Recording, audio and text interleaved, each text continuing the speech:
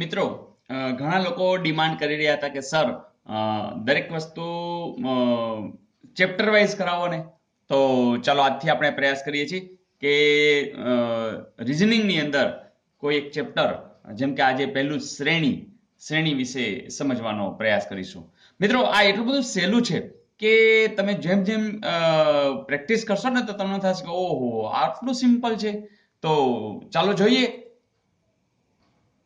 જેમ કે પહેલું જ આપણે પ્રશ્ન લઈ કે તમને આવું પૂછવામાં આવશે, જેમ કે 1 2 3 4 5, ચાલો પછી ખાલી જગ્યામાં શું આવે? 7 8 9 કે 6? ચાલો શું આવશે? યસ, તમે સાચા છો, વેરી ગુડ. શું આવશે? 6. કારણ કે તમે જુઓ છો કે 1 પછી 2 છે ને 2 પછી 3 ને 3 પછી 4 ને 4 પછી 5 પછી તો કોણ આવે? 6. તો મિત્રો આવડ્યું કે ના આવડ્યું? તમે કહેશો સર આવું પૂછાય? તો આનાથી થોડુંક નવું શીખવાનું હશે. નવું એટલે આમ તો બીજું કઈ નવું હોય જ ન શકે. તમે અહીંયા ધ્યાનપૂર્વક જોશો ને તો તમે આની અંદર ડિફરન્સ જોયો કે ભાઈ આની અંદર 1 ઉમેરીએ છીએ અથવા તો 2 માંથી 1 વાત કરીએ તો 1 આવ્યા, 3 માંથી 2 1, બરાબર, 4 માંથી 3 તો કે 1, 5 માંથી 4 તો 1. તો હવે આમાં 1 આવે એવું કોણ આવે? તો 6 જ. અથવા તો 1 1 ઉમેરતા ગયા. આ બંને સરખી વસ્તુ છે, સમાન વસ્તુ છે. તો મિત્રો આટલું સિમ્પલ હોય છે. તમે કહેશો કે આટલું સિમ્પલ તો હોતું નથી. જોજો એક પછી એક તમે જેમ જેમ પ્રેક્ટિસ કરશો અને શીખતા જશો તો તમે કહેશો ઓહો આ તો બહુ સિમ્પલ છે. જોઈએ આગળ. ને બીજું છે ઈ છે, જી છે, આઈ છે, કે છે, એમ છે. અને દાખલા તરીકે એન ઓ પી ક્યુ આવું કંઈક આપેલું છે. મિત્રો જુઓ જોઈ અહીંયા શું કરશો તો લગભગ લોકોને આવડી ગયું છે.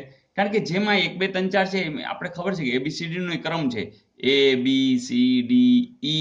ચાલો પછી તો કે F નથી, તો G, પછી H નથી, I, પછી J નથી, K, L નથી, M. તો હવે કોણ નહીં હોય? N. અને હશે કોણ? O.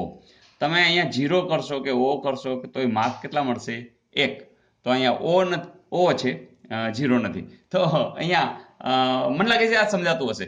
તો આ છે એ સંખ્યા શ્રેણી થઈ, નંબર સિસ્ટમ, નંબર સિરીઝ. અને આ છે ને અક્ષરોથી. તો અક્ષરોની પણ શ્રેણી આવશે, સંખ્યાની પણ શ્રેણી આવશે. આ સિવાય કોઈ શ્રેણી આવે? જોઈએ. જેમ કે અહીંયા તમને આ ચોરસની અંદર એક તીર બતાવ્યું છે. વળી આમાં તીર બદલાઈ ગયું, ચોરસ તો એમને એમ રહ્યું. વળી આમાંય તીર બદલાઈ ગયું. તો તીર જે બદલાવાની જે પોઝિશન છે કે પહેલા આ ખૂણે હતું, પછી તો કે આ ખૂણે આવ્યું, પછી તો કે હવે આ ખૂણે આવ્યું. તો તરત તમે કહેશો કે હવે ક્યાં ખૂણે આવે? આ ખૂણે આવે. તો આવી આકૃતિ ક્યાં છે? તરત તમે કહેશો કે આનો જવાબ તો આ જ આવે. મિત્રો તો વાત આટલી જ છે કે આટલા સિમ્પલ હોય છે. અને આ છે એ આકૃતિની શ્રેણી, બરાબર, ફિગર સિરીઝ આવશે. તો મિત્રો આ સિવાય પણ જેમ કે આવી શકે કે આ બેનું મિશ્રણ હોય, આ બેનું મિશ્રણ હોય, આ બેનું મિશ્રણ, ત્રણેયનું મિશ્રણ હોય, ભલે ને પૂછે. નિયમો એકદમ સિમ્પલ છે, જે તમે બધા જાણો છો એવા જ હશે. અને જેમ જેમ પ્રેક્ટિસ કરશો ને એમ તમે જોતા જ કહેશો કે ઓહ આ તો સાવ સહેલું. તો લેટ વી સી. તો મિત્રો સૌથી પહેલા આપણે જે માહિર થવું છે એ છે સંખ્યા શ્રેણી, બરાબર. અંગ્રેજીમાં એને નંબર સિરીઝ કહેશું, અંક શૃંખલા. તો મિત્રો આ તમને અંગ્રેજી અને હિન્દીમાં એટલે આપું છું મિત્રો કે તમે જે સ્ટાફ સિલેક્શન કે બેન્કિંગની જ્યારે પરીક્ષા દેતા હશો ને ત્યારે એ લોકો અંગ્રેજી અને હિન્દીમાં પેપર કાઢે છે. તો આપણા વિદ્યાર્થીઓ ક્યાંય પાછળ રહેવા જોઈએ નહીં. તો મિત્રો જોઈએ આપણે એક ઉદાહરણ. જો જેમ કે 2 4 6 8. તરત કહેશો કે સર 2 ને 2 4, 4 ને 2 6, 6 ને 2 8, તો 8 ને 2 શું હોય? 10. કઈ જરૂર છે નહીં. ચાલો તો આપણે કંઈક બીજું લઈએ. ચાલો 3, પછી 4, 6, 9, 13. ચાલો ઓકે. હવે તમે જોયું કે તમે આગલા બધા દાખલાની અંદર શું કરતા હતા? બાદ બાકી કરતા. 4 માંથી 2 જાય તો 2, 6 માંથી 4 જાય તો 2, 8 માંથી 6 જાય તો 2, 10 માંથી 2 જાય તો 8. એટલે કે 10 છે એ આપણે ફાઇનલ કર્યું. તો અહીંયા પહેલો જે નિયમ છે એ આપણે લઈએ છીએ ડિફરન્સ, બરાબર, કે એનો જે તફાવત છે એને આપણે બેઝ લઈએ છીએ. તો તફાવતની અંદર આપણે પેલું ચેકિંગ અહીંયા કરીએ કે ભાઈ 4 માંથી 3 જાય તો કેટલા? તો કે 1. 6 માંથી 4 જાય તો કેટલા? તો કે 2. 9 માંથી 6 જાય તો 3. પછી તો કે 4. તો હવે કોણ હોય? 5. જુદી રીતે કહી કે 3 ને 1 4 થાય, 4 ને 2 6 થાય, 6 ને 3 9 થાય, 9 ને 4 13 થાય, તો 13 ને 5 કોણ થાય? 18. તો ડિફરન્સને આધારિત આપણે આ પકડાઈ રહ્યું છે. ચલો એક ત્રીજું જોઈએ, જેમ કે 5, 10, 16,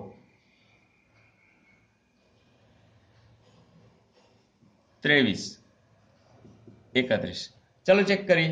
જોજો, તરત કહેશો કે 10 માંથી 5 જાય તો 5, 16 માંથી 10 જાય તો 6, 23 માંથી તો 7, 31 માંથી તો 8.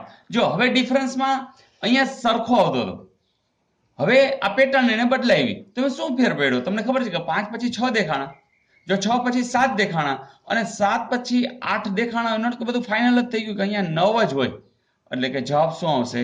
40. કારણ કે જો 5 ને 5 10, 10 ને 6 16, 16 ને 6. આટલું સિમ્પલ હોય છે મિત્રો.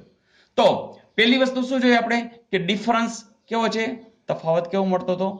તો કે સરખો નહીં મળે. ચાલો તફાવત શું આવ્યો? ક્રમમાં આવ્યો.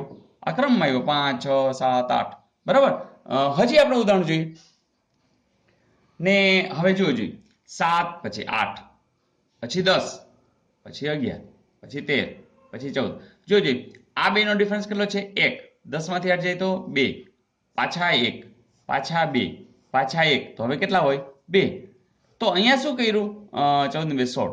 અહીંયા શું કર્યું કે પહેલા એક ડિફરન્સ, પછી 2, પછી 1, પછી 2, 1 2. તો આવી પણ એક સિરીઝ બનતી હોય. તો એક વસ્તુ ફાઇનલ થઈ કે એ તમે થોડાક આધારે જો તમે નક્કી કરી લ્યો કે આ પેટર્ન છે એટલે આપણું કામ પૂરું થઈ ગયું. હજુ એક જોઈએ, જેમ કે 40 પછી 39 પછી 37 પછી 34 અને 30. મિત્રો આ તમે જોજો આમ શ્રેણી ઘટે છે. ભલે ઘટે કાંઈ વાંધો નહીં. આપણે પહેલું જ આપણે પ્રયાસ શું કરશું? ડિફરન્સ. તો જોજો 39 માંથી 40 એટલે -1. હવે એવું કઈ જરૂર નથી -1, એના કરતા આમ સહેલું પડશે. 40 માંથી 39 ચાલે તો 1, 39 માંથી 37 2, 37 માંથી 34 3, 34 જોયું. તો અહીંયા પણ એવું થયું કે આ એકચ્યુઅલી -1 -2 -3 -4. પણ આપણે તો કામ શું છે? ખાલી શું પેટર્ન છે એ પકડવું છે.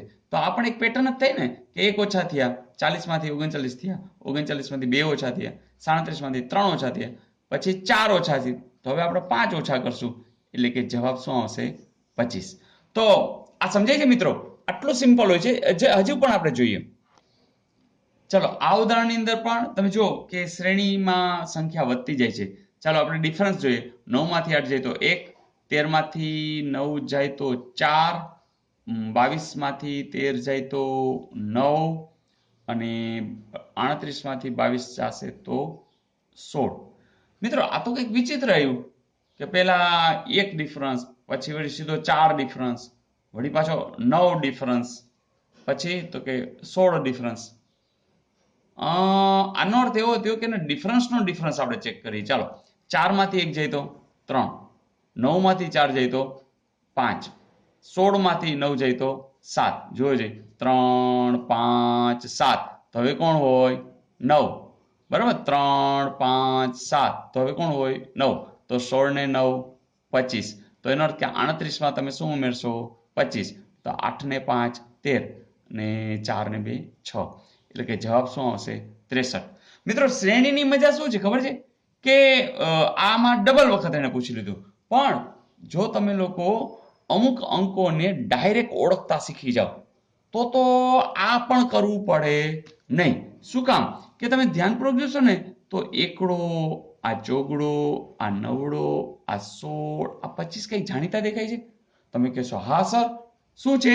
તો કે ભાઈ 1 નો વર્ગ 1, 2 નો વર્ગ 4, 3 નો વર્ગ 9, 4 નો વર્ગ 16, તો પછી 5 નો વર્ગ 25. તો એનો અર્થ કે હજી તમને આગળ પૂછ્યો તો કોણ આવત? 36.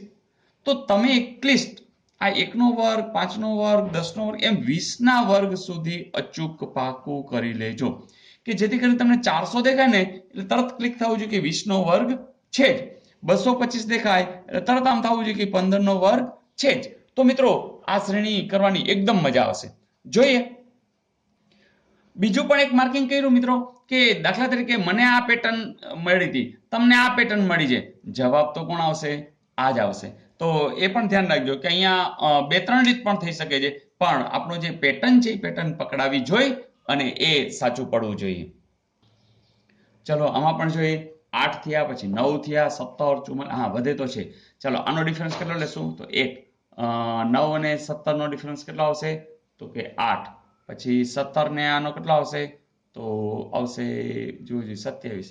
7 ને 7 14. હા પછી આમાં 4 ને 4 8, 5 ને 5 10. તો એક જ મિનિટ, 4 ને 4 8, 6 ને 4 10.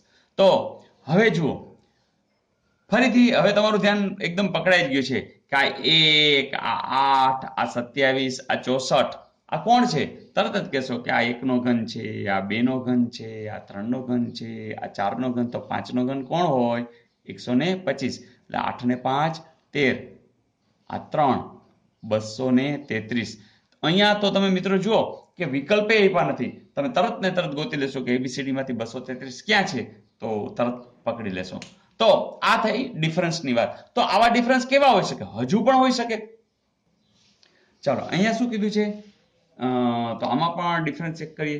7 ને 9 એટલે 7 ને 2 9, પછી 9 ને 3 12, પછી 2 ને 5 7 એટલે 2 3 5.